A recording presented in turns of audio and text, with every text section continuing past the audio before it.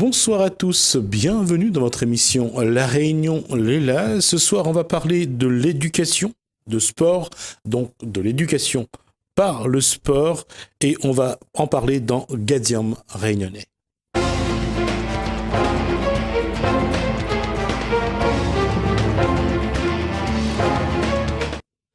Et pour en parler, on reçoit le Shidoshi Pierre Grondin. Bonsoir, prof de karaté et président du RKH.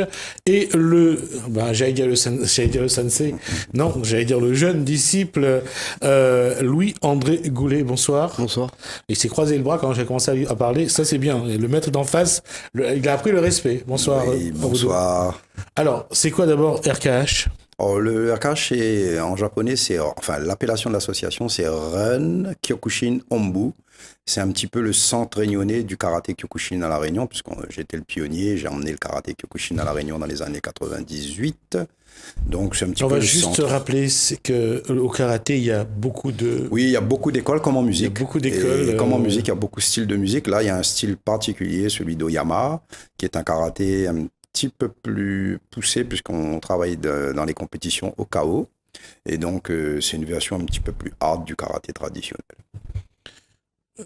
C'est toujours du kata, Alors, il y a aussi du kata, bien évidemment. On a de la compétition. Les enfants, bien sûr, sont bienvenus, puisqu'on a des protections anatomiques. Donc, chez vous, c'est plus du karaté combat ? On est plus axé sur le combat, mais c'est une école de karaté avec des grades, avec des ceintures de couleur, avec un programme technique très précis. Alors, on va commencer par le début. Ça fait combien de temps que vous faites du karaté ? Cette année, ça fera 43 ans. Donc, j'ai commencé le karaté en 75 et ça c'est devenu une passion très rapidement et que j'ai voulu rapidement aussi faire partager aux autres. Et quelle est la ceinture ? Mon niveau à moi, je suis 7e dan de karaté. Je crois qu'il y en a qu'un qui est au-dessus. C'est officiellement celui de la Fédération Française de Karaté. Il est au 8e dan, je crois. Voilà, il y a des 8e dan ici d'autres fédérations. Ouais. Mais au niveau de la Fédération Française, je suis le 7e dan officiel à La Réunion. Louis-André Goulet, lui, il est depuis combien de temps au karaté ? Ça fait 11 ans que je pratique le karaté Kyokushin. Donc j'ai 15 ans aujourd'hui. Ouais, bien. Et quel est le dan ? Alors, je viens de passer ma ceinture noire première dan samedi dernier. Et que j'ai passé avec succès et j'en suis très fier. Comment on atteint déjà ce premier, d'abord la ceinture noire et ce premier dan ? Il n'y a pas de secret, c'est le travail. Si on veut des résultats, il faut travailler. Et comme le dit Sensei, la ceinture noire, c'est pas l'arrivée, mais c'est le début. D'accord, je vais juste préciser quelque chose pour ceux qui nous écoutent. Alors, quand j'étais là, j'ai dit Shidoshi. En fait, ça veut dire la même chose que Sensei. Ça veut dire maître, en fait. Alors, Sensei, ça veut dire professeur. Et je préfère d'ailleurs cette appellation-là, parce qu'on pourrait m'appeler aussi Shihan, mais je préfère l'appellation de Sensei, qui est le terme de professeur en japonais, et qui semble plus adapté pour ce que je fais moi au jour le jour. Parce que c'est vrai qu'entre Shidoshi, Sensei, et entre le chinois, le karaté et tout le reste, ça se mélange pas mal. Et je reviens sur ce que je disais tout à l'heure, il a dit Sensei, donc il a dit professeur. La question, c'est la pratique du karaté, ça amène quoi à un jeune garçon de ça peut apporter... En fait, c'est une école de la vie. C'est pas que le combat, ça apprend la discipline, le respect, la fierté, et toutes les valeurs qu'on doit avoir quand on vit. Et puis bien sûr après il y a le côté sportif. Donc on peut gagner on peut avoir un beau palmarès et puis être très fier de soi. Mais la première chose qu'on apprend en général, c'est toutes les valeurs qui sont incluses dans le karaté. Quelles sont ces valeurs, jeune homme ? Je viens de le dire, le respect, la discipline. L'assiduité, si on veut des résultats, il faut travailler. Et puis la rigueur. La rigueur aussi, ouais. Et ça veut dire que on est beaucoup plus à même à écouter ce que disent les autres, Totalement. À écouter ce que disent les adultes, à suivre leurs enseignements, puisque le karaté c'est aussi un enseignement. C'est ça, d'abord écouter son professeur, parce qu'il a quand même l'expérience de ce sport. Et il faut pas en faire qu'à sa tête, quoi. Faut pas faire le grand. Parce qu'il y a toujours plus fort que soi, il y a toujours des gens dans la salle où vous êtes qui ont plus d'expérience. Donc s'ils vous donnent des conseils, écoutez-les au moins. Écoutez-les au moins, ouais, c'est ça. D'accord. Pierre Grondin, le combat qu'on gagne, c'est celui qu'on ne commence pas? En fait, si on pratique vraiment les arts martiaux, on devrait normalement passer une vie sans avoir à À se l'utiliser. battre. Ça montrerait qu'on a atteint vraiment un bon niveau de maîtrise, Ouais. parce qu'il y a déjà la relation humaine qui passe dans le conflit, et la gestion de conflit s'apprend aussi justement par la maîtrise de son corps, de ses émotions, et ça fait partie de la grande école des arts martiaux. 43 ans de pratique à la quête de... Qu'est-ce que... Aujourd'hui, enfin, pas seulement aujourd'hui, mais je pense que depuis quelques décennies déjà, qu'est-ce que Pierre Grondin cherche dans le karaté ou dans la vie tout court? En fait, on part sur une expérience très personnelle, très égocentrique, hein, de développement, de confiance en soi, d'affirmation dans la vie. Et puis on se dit qu'à un moment donné, il faut absolument qu'on puisse diffuser ça et le faire profiter à un maximum de personnes, d'où la nécessité de créer à un moment donné une structure comme le RKH, avec de multiples activités martiales, de la self-défense, du tai chi chuan, du karaté et Shotokan, avec Mylène, mon épouse, mais aussi un aspect très, je dirais, bien-être de l'activité, parce qu'il n'y a pas seulement l'aspect martial qu'on voit à travers les combats, il y a aussi tout le côté bien-être qui peut être abordé à travers les arts martiaux. Quand on parle de Tai Chi Chuan, quand on parle de Jigong, quand on parle de tout ce qui est vraiment le bien-être, aller à la quête de soi-même, à la recherche de soi-même, ce voyage intérieur qu'on fait, est-ce que ça, aujourd'hui, les gens le voient plus ou les gens voient plus ce qu'a fait Bruce Lee dans les années 70? Alors, en fait, il y a deux parties dans une vie, hein. On a une partie en Asie qu'on qualifie d'externe, où on va travailler sur sa force physique, sa vitalité, son agressivité, et une deuxième partie de sa vie où on travaille sur l'interne, où là, on se projette davantage sur la longévité, la conservation d'une bonne santé, et la preuve est donnée de voir ces experts d'un certain âge qui sont en bonne santé et présentent vraiment un corps qui n'a pas subi des douleurs ou bien des chocs trop importants parce qu'il y a une réflexion sur la pratique.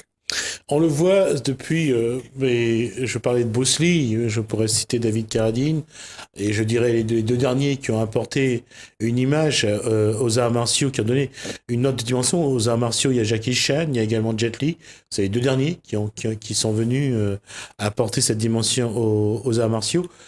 Aussi, on va ajouter quand même Steven Seagal, parce qu'avec l'aïkido, il a quand même amené une autre vision de l'art martial. La question, Pierre Grondin, c'est dans la démarche, on le voit, l'Asie, c'est un petit peu un temple où l'occidental va aller à la quête de lui-même. Est-ce que aujourd'hui, à vouloir trop en faire, trop inventer, le Kang Lao chez les Vietnamiens, on voit qu'il y a beaucoup de sports d'arts martiaux aujourd'hui. Comment définir aujourd'hui l'art martial? En fait, moi, j'en parlais hier encore avec des amis. On fait une espèce de boucle. On démarre avec des jeux du cirque et des gladiateurs qui sont vraiment à l'extrême de l'engagement physique. On passe par des activités, une évolution des mentalités, et on revient à du MMA maintenant, qui rejoint un petit peu ce que faisaient les gladiateurs à l'époque. Donc, on est vraiment sur une boucle, et je pense que la société a sûrement ces cycles-là. Ce qu'il faut retenir, en fait, au-delà de ces arts modernes qui viennent un petit peu remplacer dans l'esprit des jeunes les arts martiaux traditionnels, à un moment de sa vie, on doit commencer à se questionner sur sa longévité et son prolongement dans le temps avec une bonne santé. Et c'est là qu'on en revient à des activités beaucoup plus adaptées, comme le Qigong, le Tai Chi Chuan, ou la pratique d'art martial traditionnel comme le karaté, le judo, où on voit des vieux pratiquer encore à un âge avancé, quoi. Et ça, aujourd'hui, dans ce monde occidental, comment la pratique d'un art martial ou comment la quête de soi pour un bien-être intérieur plus qu'extérieur, comment ça se passe? Et aujourd'hui, qu'est-ce qui explique que l'occidental part à la recherche de lui-même, mais plus avec des méthodes orientales? Je pense que les Orientaux ont une longueur d'avance sur nous, puisque ce sont des arts millénaires qui existent depuis des décennies, voire des millénaires dans ces pays-là. Et on commence à découvrir la vertu de ces arts martiaux-là dans la vie quotidienne. Et on se tourne donc obligatoirement vers des choses qui ont prouvé, sur le long terme, les qualités. Il suffit de voir, par exemple, les centenaires d'Okinawa qui présente grâce à une alimentation très spéciale et une pratique physique assez pointue, un taux de centenaire assez effarant, quoi. On va juste préciser qu'Okinawa, c'est au Japon. Voilà. C'est une île côtière, je crois. Une petite île, oui, Ouais, de l'archipel. La question, c'est vrai que là-bas, c'est là-bas qu'il y a le plus de centenaires. Et c'est vrai qu'on étudie depuis des années, on étudie à savoir pourquoi ces personnes demeurent non seulement âgés, c'est-à-dire qu'ils dépassent les 100 ans, mais ils sont en bonne santé et ils sont encore vigoureux. Je veux dire, c'est pas, ils sont pas gravataires, quoi. Oui, absolument. Alors, il y a quand même un élément important sur lequel il faut prendre du temps, c'est le no stress. La vie sans stress, parce que c'est vraiment le stress, je pense, l'élément qui va le plus avoir des effets sur la condition et la santé de la personne. Et c'est vrai que ces gens-là ont un art de vivre qui est avec du détachement, on connaît les jardins japonais, le côté zen de la vie des Japonais. C'est vrai que ça montre que le stress peut être un facteur très aggravant au niveau de la santé. Et juste une anecdote pour vous faire sourire, un des mets les plus appréciés à Okinawa, c'est la pâte cochon. Est-ce que vous savez pourquoi? Non, je sais pas, vous allez me dire. Alors, on nous a fait savoir que dans la pâte cochon, il y a une matière qui permet de bien entretenir les tendons et les muscles. C'est possible. Beaucoup de gras alors. Pas forcément, sinon c'est plus une gelée. D'accord. Que le gras. Alors, je reviens là-dessus. Comment ça se passe aujourd'hui à La Réunion dans votre salle, dans votre association? D'accord. Alors, on a véritablement un balayage de tranches d'âge, d'enfants qui ont 3-4 ans, jusqu'à des gens âgés qui dépassent parfois les 70 ans, puisqu'on a des cours de Tai Chi Chuan et de karaté. Donc, on a vraiment un balayage large. Ce sont des créneaux qui sont des créneaux de cours qui sont dispensés par des professeurs diplômés d'État, donc qui ont vraiment une référence au niveau pédagogique. Et on a donc une palette d'activités qui répond vraiment à beaucoup de demandes, à savoir de la self-défense pure et dure, de l'art martial traditionnel avec le karaté et Shotokan et Kyokushinkai, et aussi une partie très compétitive, on a beaucoup de compétiteurs, mais on a aussi une pratique de masse, de loisirs, et la pratique du Tai Chi Chuan, bien sûr. Comment Louis-André arrive à gérer son école, ses loisirs, le karaté? Comment ça s'organise tout ça? D'abord, c'est les études avant tout. Il n'y a pas de truc de sport ou de loisirs qui passent avant les études, parce que c'est vraiment le plus important. Mais j'essaie de gérer un peu mon emploi du temps, parce que je fais d'autres sports aussi à côté du karaté. Je fais du rugby, de la boxe. Et les entraînements, pour moi, en général, c'est 2 fois par semaine au karaté. Et puis, Sensei sait que si j'ai des cours à rattraper, je viens pas à l'entraînement, quoi. Mais sinon, j'arrive bien à gérer mon emploi du temps pour la semaine. Tu as quelle classe? En 3e. Et quel est ton objectif après? Et dans 2 mois, je pars dans un lycée en Afrique du Sud, qui va me permettre d'avoir un avenir un peu tracé. C'est-à-dire? Moi, j'aimerais bien être gendarme. Et puis, avec les études que je vais faire dans ce lycée, et peut-être à l'université après. Toujours en Afrique du Sud? Non, aux États-Unis. Aux États-Unis? À Stanford. D'accord. Ça va me permettre d'avoir peut-être un CV un peu plus... Un CV un peu plus fourni? Ouais, c'est ça, un peu plus fourni. Donc ouais. ça veut dire que quand on dit gendarme, c'est pas pour être gendarme, c'est pour être officier. Alors mon rêve c'est d'être GIGN, mais il faut d'abord passer par la gendarmerie, puisque le GIGN c'est la gendarmerie. Alors le GIGN, c'est le groupe d'intervention de la gendarmerie nationale. Oui. Ouais. Et c'est mon rêve de faire partie de cette équipe, de cette élite depuis mes 5 ans. Et qu'est-ce que tu vas aller apprendre à Stanford, qui est une des universités les plus cotées aux États-Unis, avec Yale, avec Harvard? Justement, peut-être que je vais rester aux États-Unis. Peut-être que cette université va m'apprendre, va me donner un métier qui va me plaire. Mais peut-être surtout après Donc, si j'arrive à être GIGN, quoi. Donc il y a le FBI ou la CIA finalement. Peut-être, mais là faut être de nationalité américaine. Mais c'est surtout pour après, si j'arrive à être GIGN, si j'arrive à réaliser mon rêve, pour après ma carrière, au moins j'ai un CV qui me permettra d'avoir un métier stable et avoir un bon salaire et tout ça. Au GIGN stable? GIGN, le salaire va sûrement augmenter parce qu'il est pas très, Il est pas très élevé. pas très élevé, mais il va sûrement augmenter dans certains temps. Au moins, quand tu y arriveras, tu auras le salaire que tu veux. Exactement. C'est ce que tu veux? C'est ça. Ok. Comment ça se passe avec les copains à l'école? Bon, ça va, ils savent qu'il faut pas trop m'énerver, quoi. Ah bon? Ouais. Pourquoi? Bah parce qu'ils savent qu'en général, on a tous un copain qui pratique un sport de combat et on n'aime pas trop le chercher parce que nous, on n'en fait pas et lui, il en fait, il est plus à l'aise. Mais bon, je suis pas trop du genre violent à frapper n'importe qui. En général, quand on fait un art martial, on est amené à pas l'utiliser dans la rue. Si on a, comme l'a dit tout à l'heure le professeur, si on a compris ça, on a tout compris, quoi. Et t'as pas envie de temps en temps de leur montrer que... Non, si j'utilise, c'est pour la légitime défense. C'est que pour la légitime défense. J'aime pas aller vers les gens. C'est pas moi qui vais provoquer. Et qu'est-ce que j'allais dire? Est-ce que là-dedans, il y a des discussions avec les copains pour leur expliquer un petit peu qu'il faut aller vers un sport, il faut aller vers un art martial, il faut aller vers quelque chose qui leur aide aussi à se construire? Bah, bien sûr, parce à La Réunion, il y a des cas un peu spéciaux et puis le sport permet de s'évader un peu. C'est un peu un moyen d'expression aussi pour certains. Comme j'ai été au Brésil l'an dernier, le sport comme le MMA, le jiu-jitsu brésilien et le football, pour eux, c'est vraiment une porte de sortie. Ça va permettre de construire un peu leur vie et leur avenir.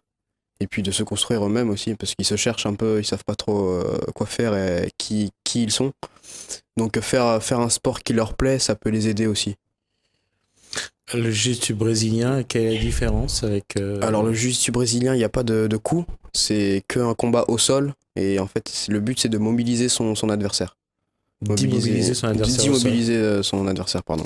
Et la question aujourd'hui, avec tout cet acquis à ton jeune âge, c'est vraiment de rester dans ce milieu-là, de pouvoir finalement, j'allais dire justement, j'allais dire peut-être pas, peut-être un peu fort, mais d'apporter un peu de justice apparemment, c'est ce que tu souhaiterais Bah ouais, c'est un entre le peu, GIGN, c'est un peu ça, ouais, c'est un peu ça. c'est ça? C'est un peu ça. Ouais, depuis tout petit, je me prépare à devenir GIGN en fait. Tout ce que je fais, c'est pour le GIGN. C'est pour vraiment y arriver. Mes études, je fais tout pour y arriver. Je fais tout pour être bon à l'école. D'accord, je vais juste lancer un petit mot au GGL, s'il nous regarde. Il est là, il est sur le plateau, donc c'est quand vous voulez, vous passez le récupérer. Je reviens à Pierre Grondin. Quand on voit la place, la part du sport dans l'éducation aujourd'hui, et de l'art martial, parce que là, c'est la discipline, c'est accepter l'autorité, c'est la rigueur, la régularité, l'assiduité, comme a dit tout à l'heure Louis-André. Les jeunes, aujourd'hui, passent par cette case-là, parce que il n'y a plus cette discipline-là ailleurs. Le sport en général, il essaye de mettre en avant toutes ces vertus-là. C'est vrai que les arts martiaux particulièrement, moi j'ai beaucoup de parents qui arrivent avec des enfants me disant mon enfant bouge beaucoup, j'aimerais bien que vous l'appreniez. Il n'y a pas que les coups de pied et les coups de poing effectivement, parce qu'on a une philosophie qui sous-tend un petit peu la pratique journalière, avec le respect, comme le disait Louis-André tout à l'heure, la rigueur, la précision, la connaissance de son corps et de ses limites aussi. Donc c'est vrai que c'est pas une démarche facile, mais je disais encore avec des amis dernièrement, on est en 2018 et j'ai des gens qui viennent s'inscrire au karaté qui ont parfois 40 ans. Je me dis, ça veut dire quelque part qu'il y a des valeurs qui sont présentes dans la pratique des arts martiaux et du karaté que nous on pratique particulièrement, qui sont encore en 2018 recherchées par les gens. Qui pour leurs enfants, qui pour eux-mêmes, parce qu'ils savent qu'il y a un fil conducteur à cette pratique-là qui peut amener à se transcender, à se dépasser et à atteindre parfois des choses qu'on se sentait pas capable de faire au tout début. Et justement, quand on regarde aujourd'hui, apparemment l'armée va se rétablir un peu. On va proposer, en tout cas, un certain nombre de revenir à un cadre un peu plus spartiate, un peu plus disciplinaire, un peu plus... Et ça, c'est ça qui a quelque part qui a été perdu. Cette année, c'est le 50e anniversaire de mai 68. Il fallait interdire d'interdire. Aujourd'hui, on aimerait bien retrouver certaines valeurs et le sport, c'est la case par laquelle il faut passer pour retrouver un peu ces valeurs. Ouais, moi je pense que et j'ai des exemples, moi, de personnes que j'ai suivies, ça fait quand même suffisamment d'années que j'enseigne, et des jeunes qui sont heureusement passés dans la pratique de sportive en général et martiale particulièrement, et qui ont une vie qui a été meilleure que s'ils n'avaient jamais pratiqué, parce qu'il y avait des repères, il y avait des discours qui étaient tenus par le professeur, il y avait des attitudes même modélisantes qui faisaient que la personne changeait un petit peu de point de vue sur certaines façons d'être dans la société et pouvait se recréer à travers un modèle social qui respecte un peu la norme et dans le respect des uns et des autres, quoi. On le voit aujourd'hui, la difficulté qu'ont certains parents à mettre un cadre, à mettre l'autorité, la discipline, la rigueur. Et parfois, ces parents sont perdus parce qu'ils ne savent plus quoi faire de leur enfant. Qu'est-ce que, j'allais dire, Sensei Pierre Grondin pourrait leur conseiller? La première chose, c'est déjà de se renseigner sur un encadrement de ces enfants-là, de leur proposer des activités qui leur plaisent, parce que je pense que c'est l'ennui qui fait que on soit un petit peu à se chercher un peu partout, on trouve des dérivatifs. L'oisiveté. L'oisiveté, c'est vraiment, ça tue, hein. Et c'est vrai qu'il faut absolument, déjà, le sport porte en lui toutes les valeurs nécessaires à une bonne éducation et à une éducation globale. Mais c'est vrai qu'il faut trouver aussi le bon professeur. Donc, ce que je recommande aux parents, c'est de se tourner vers les différents clubs du quartier, de visiter, d'écouter, d'assister à un cours et de se rendre compte qu'on a peut-être des gens qui potentiellement peuvent prendre le relais quand il y a un manque, je dirais, de capacité des parents à prendre en charge l'éducation d'un enfant. C'est vrai qu'un jeune de 13-14 ans qui sait pas trop quoi faire, qui n'a pas de repères, il faut lui en donner et le sport peut lui apporter véritablement ces repères nécessaires. Et justement, je voulais voir ça avec Louis-André. Est-ce que dans ton école, est-ce que ou dans ton quartier, tu as des jeunes qui devraient plutôt aller faire un sport plutôt Bien que sûr. de traîner à la rue? Bien sûr, parce que on habite tous. Enfin, moi, j'habite pas dans un quartier défavorisé, hein. J'habite dans un lotissement où autour il y a quelques immeubles, quelques HLM. Et j'ai des copains, c'est mes copains, c'est de très bons copains, très fidèles. Et franchement, ils devraient faire quelque chose comme un sport du football, parce qu'ils adorent le football en général. Même faire du foot en club, mais sauf que les parents n'ont pas les moyens. Ils n'ont pas les moyens de payer pour Une l'année licence. une licence. Et donc, du coup, ils traînent à rien faire au quartier. Et franchement, parfois, je les vois et j'aimerais bien les emmener à l'entraînement avec moi, quoi. Pour qu'ils fassent au moins quelque chose. Comment les sensibiliser, comment les motiver justement à une pratique sportive, à la pratique de l'art martial par exemple? Qu'est-ce qu'il faudrait dire à ces jeunes-là qui aujourd'hui n'ont pas apparemment d'objectif, n'ont pas un projet de professionnel ou de vie? Comment parler à ces jeunes-là déjà? C'est un peu compliqué de les raisonner parce que quand quelqu'un a une idée en tête, en général, c'est son idée, quoi. Mm. Donc on n'est pas dans sa tête, on comprend pas vraiment, mais en fait, ces jeunes-là, ils ont la rage, un peu comme les Américains dans l'époque, dans les années 70. Ils devenaient tous boxeurs ou footballeurs américains parce qu'ils avaient la rage. Ils voulaient grimper, ils voulaient être un peu comme les autres. Et ces jeunes-là, il faut leur donner un sport assez violent, parce que je les connais un peu, c'est mes copains, et ils aiment les sports un peu de contact, parce qu'ils veulent évacuer leur rage, en fait, c'est ça. Et comme ils ont rien à faire de leur journée, le soir, il faut qu'ils s'évacuent, et puis... Mais bon, c'est un peu compliqué de les faire changer d'avis, quand même. Ma question là-dessus, Pierre Condin, c'est quel langage tenir à des jeunes aujourd'hui? Qu'est-ce qu'il faut leur dire pour les guider vers la pratique sportive? En tout cas, les sortir de leur oisiveté, de leur cette vie parfois où ils ne savent pas très bien quoi faire parce qu'ils n'ont rien à faire finalement. Comment leur parler? Comment les inciter à passer à quelque chose d'autre? Alors, nous, on a une démarche très spéciale au niveau du dojo, c'est celle de l'écoute, de la bienveillance, de l'accueil, et on essaye véritablement de prendre un petit peu les motivations premières du jeune et de les emmener tout doucement à basculer vers une pratique de rigueur, de précision, d'écoute. et de respect, parce que c'est pas dit, quand on prend un Mustang, un cheval un petit peu fou là, qui arrive, c'est impétueux, c'est plein d'envie de casser tout. On leur permet d'exprimer un petit peu, comme le disait Louis-André, leur agressivité, leur énergie contenue. Et après, on apprend tout doucement à canaliser. C'est tout un art, en fait. Hein. Et on a parfois, chez certains, pas de patience. En fait, il faut se donner de la patience en tant qu'éducateur et savoir écouter et être dans la bienveillance pour pouvoir justement, tout doucement, procéder à un changement, une transformation. Et c'est vrai que, moi, je vois Mylène au dojo, elle est coach mentale, on peut souvent, avec ces pratiques-là et ces méthodes, arriver à transformer les gens et à les transcender plus qu'à les mettre au fond et à les stigmatiser. On est vraiment là comme un espèce de tremplin sur lequel on va pouvoir rebondir pour pouvoir s'élever. La première chose, finalement, c'est de s'occuper d'eux, finalement, de les prendre en... Je pense que montrer qu'ils existent. Voilà, je pense que ils ont besoin d'exister à travers nous, dans le sens où parfois ils font partie d'une masse, ils n'émergent pas, et là, à travers un sport, à travers une activité comme le karaté, et les résultats au niveau du dojo sont parlants. On a des jeunes qui, quand ils mettent le pied sur des podiums, prennent conscience de leur capacité et du chemin qu'ils peuvent parcourir. Et quand on fait parfois un petit retour en arrière, on se dit d'où on est sorti, où on est arrivé, grâce à l'activité sportive, grâce à l'écoute aussi des sensei et de l'encadrement du dojo, on a vraiment une transformation complète de l'individu, quoi. Et là, les parents sont vraiment les premiers à vous remercier chaleureusement. Oui, André, la question est la même. Je propose la question à Pierre Grondin juste après.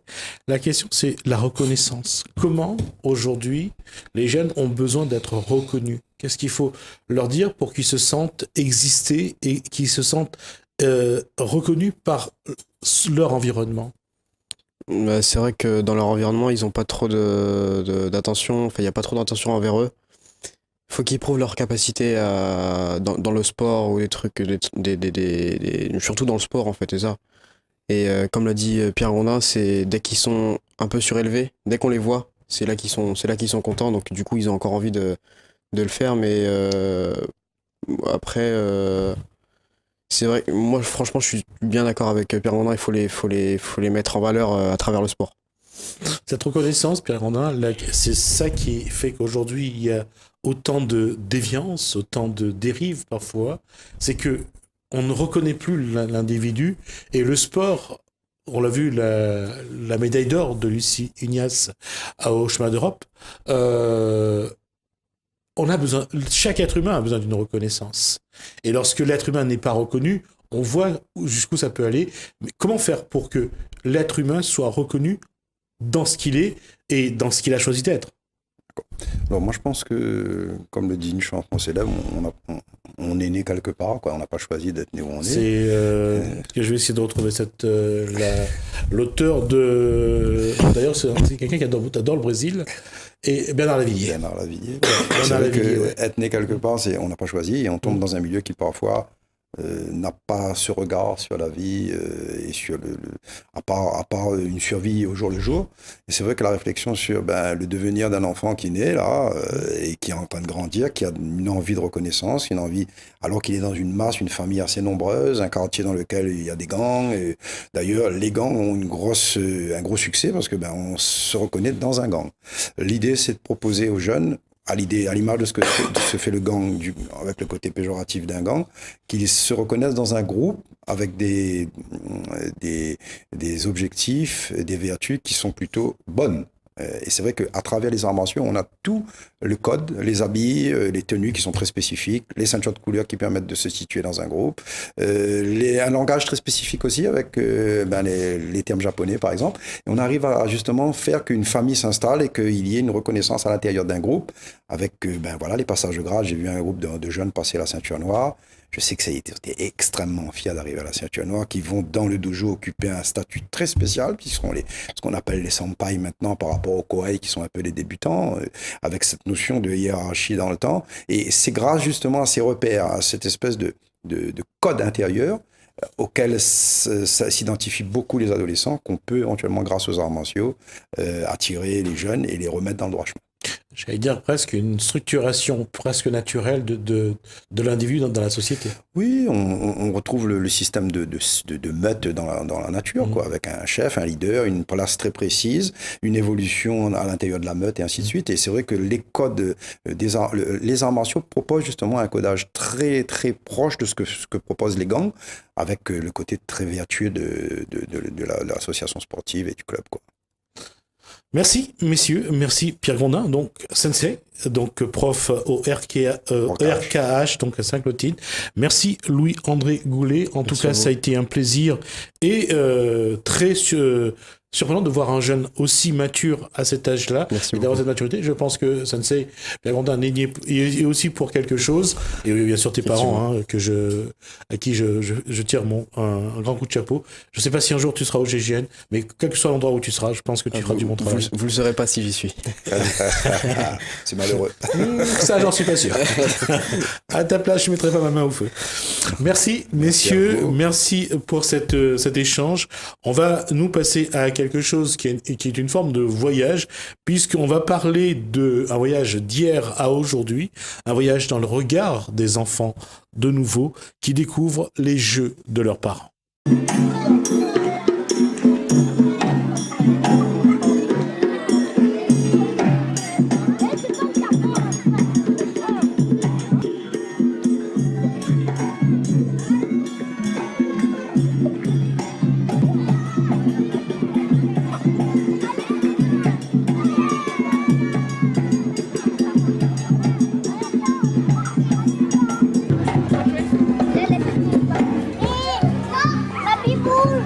Déplace pas les billes. Comment les enfants apprécient, que ce soit le jeu de la moque, les billes, le cadoc, ce qu'on appelle le jeu longtemps?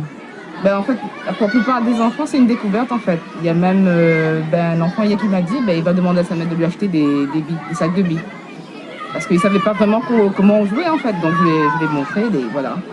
Et apparemment, ils apprécient très bien. Il y en a qui sont revenus hier. Donc voilà. Depuis hier, cette découverte, qu'est-ce que ça leur apporte d'après vous?